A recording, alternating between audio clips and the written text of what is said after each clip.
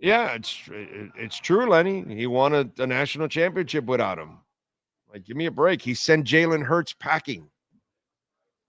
It's like the stupidest shit in the world, like thinking like McDaniel made Tua. No, dude, what McDaniel was like a real coach. Okay, I believe in you. Like that's what you're supposed to do with your kids. That's what you're supposed to do with your team, your players. You can't have a head coach that literally goes out of his way to hate you, bro, and not want you. How, how in the hell can you survive like that? You can't. Dumbest shit in the world, and people repeat it all the time. Oh, McDaniel made Tua. Bullshit, dude. If McDaniel would make Tua, he would have made Huntley a decent quarterback. He would have made something out of Thompson. He would have known that Thompson couldn't play for 3 fucking years. Think about that. Think about how stupid it is when somebody says he made Tua, the guy that won a national championship, okay, when he can't make any other quarterback. Andy Reid, I think he makes quarterbacks, right? Something tells me. I don't know. That's a guy that makes a quarterback.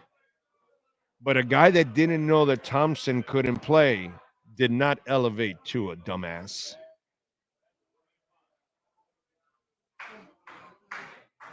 Okay? So when any silly beat writer puts that in his story, they're full of shit. Okay? Mike McDaniel doesn't make jack shit happen. He's a goofball back there. He doesn't even know what down it is in a playoff game.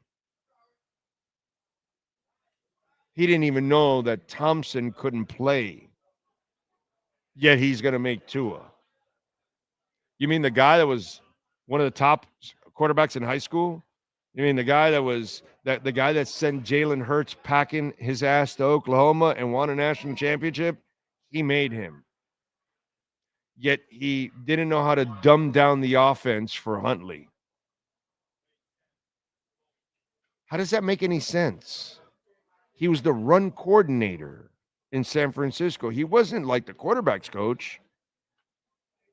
Like he has no examples of developing any quarterback. He only is a detriment to his quarterbacks, including Tua.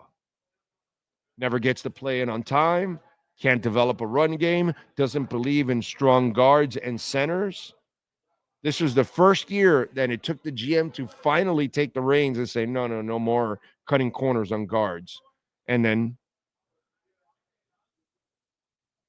it's like the most asinine thing, but because a lot of media members are maybe afraid to think for themselves or actually be a little controversial because it actually means that you might be, instead of being a sheep and repeating what everybody else says, why don't you look at the situation? Like the Sealer thing. The entire media is making it out to be a situation, and it was never like that.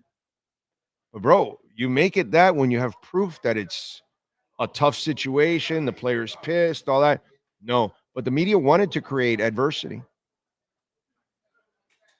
And here they want to create like some kind of sympathy for McDaniel, like he's some freaking genius or something. And all he's proven constantly is that he's a dumbass.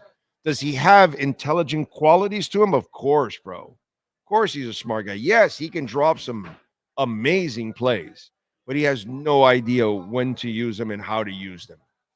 He doesn't know how to counter. And he certainly didn't make Tua. Okay. Every time I hear that, it's like, give me a break, dude. That is selective argument without any foundation whatsoever. Because all you have to do, whenever they tell you, oh, he made Tua, you go, really? What other quarterback did he make, bro? Because I must have missed that. And then that's when they're going to go. So I saw Tua accomplish more with Saban than I did with this idiot.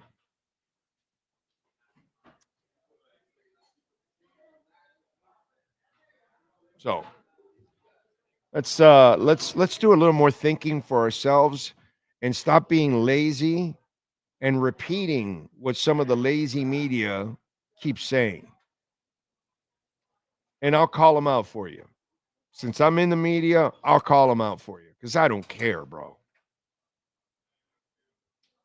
But let's use our brains here, man. He made Tua. That's some dumbass shit, dude.